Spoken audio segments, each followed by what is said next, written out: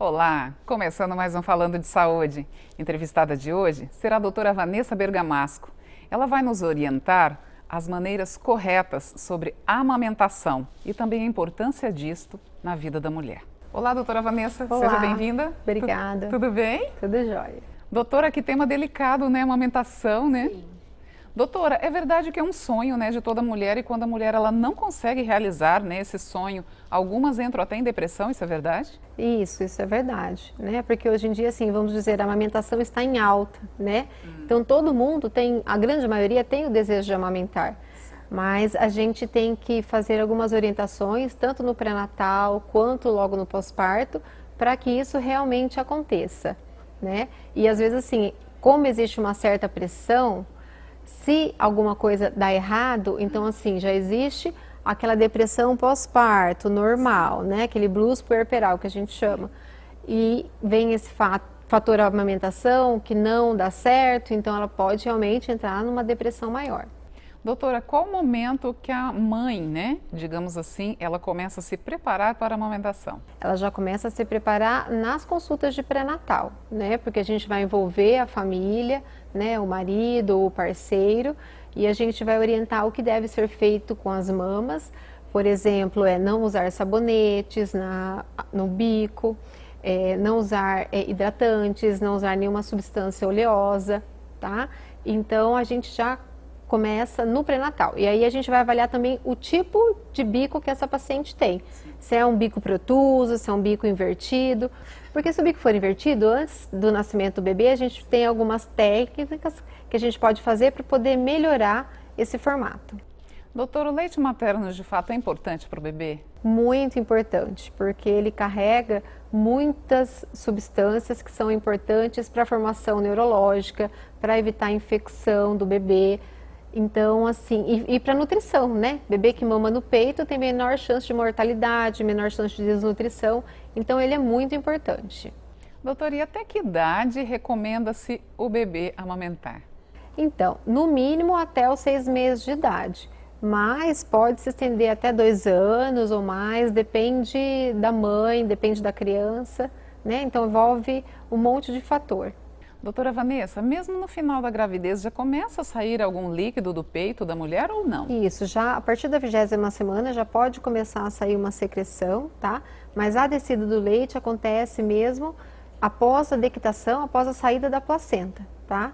Aí dependendo se é parto normal ou cesárea, às vezes pode demorar um pouquinho mais ou um pouquinho menos. Mas aí o que é importante a mulher saber é que aquele primeiro leite que sai, meio ralinho, que a gente chama que é o colostro, ele é muito rico em substâncias nutritivas e protetoras para o bebê, tá? Aí depois o leite ele vai se transformando, depois do 5º dia vira um leite de transição, que ele vai tendo um aspecto mais branco e vai se tornando mais gorduroso, até depois do 14º dia que se forma mesmo o leite, né?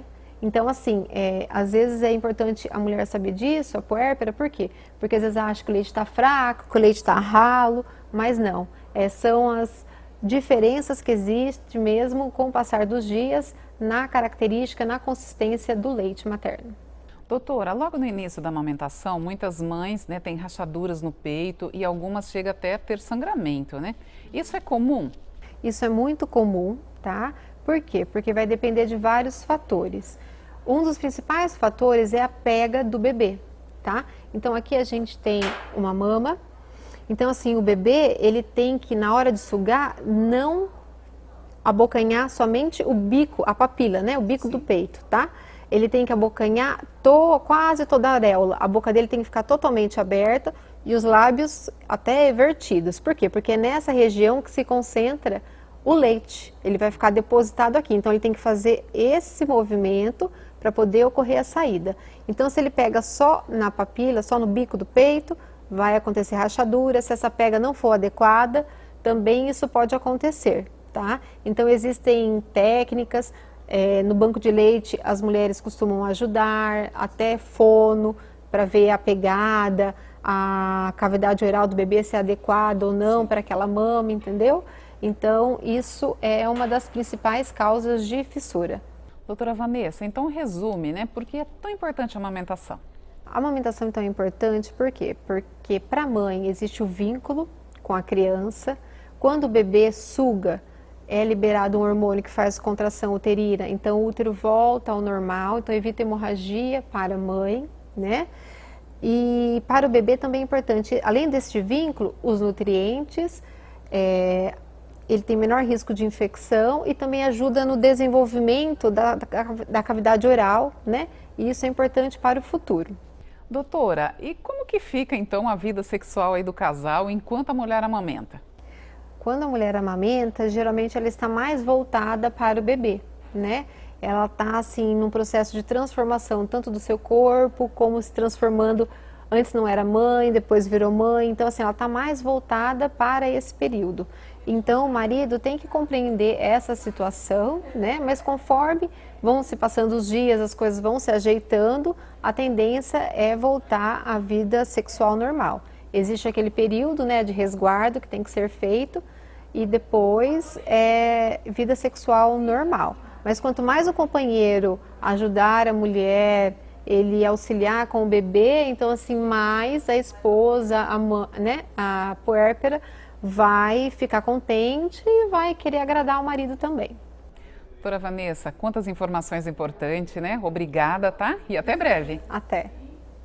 E a vocês que nos acompanharam em mais isso Falando de Saúde. Quão é importante a amamentação? Tem dúvidas ainda? Façam perguntas ao seu ginecologista. Obrigada pela companhia e até o próximo.